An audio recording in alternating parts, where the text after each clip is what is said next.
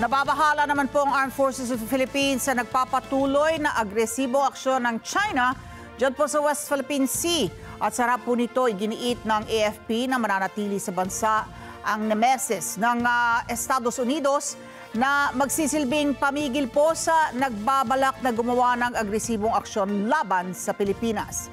Detalye sa report ni Mar Gabriel. Umabot sa mahigit 15,000 barko ang namonitor ng Armed Forces of the Philippines sa loob ng Exclusive Economic Zone ng Pilipinas nitong buwan ng Mayo.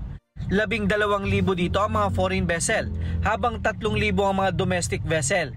41 barko ng China Coast Guard at PLA Navy naman ang namonitor sa 3 features sa West Philippine Sea, kabilang ang Baho de Masinloc, Ayungin Shoal at Pag-asa Island.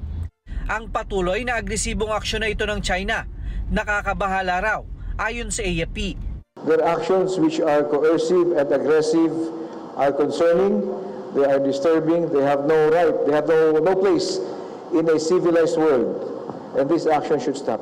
Noong nakaraang linggo, nagbabala si US Defense Secretary Pete Hegseth sa posibilidad na military action ng China sa Asia. We don't have to wait for any military action to be conducted. Nevertheless, your armed forces will keep performing its mandate.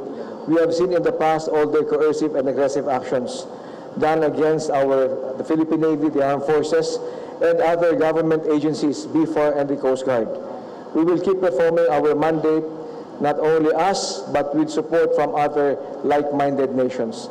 Ayon sa Philippine Navy, nananatili pa rin sa bansa ang Nemesis o ang Navy Marine Expeditionary Ship Interdiction System ng Estados Unidos, bagaman hindi nagamit sa kamandag exercise sa pagitan ng mga sundalo ng Philippine at US Marine Corps. Patuloy daw itong pinag-aaralan ng mga sundalo. The Nemesis will remain here. Training opportunities are still there for us to use that particular military equipment so that our Marines can better conduct combined operations with their counterparts. Ang presensya ng Nemesis ay magsisilbi rin daw pamigil sa mga nagbabalak na gumawa ng agresibong aksyon laban sa Pilipinas.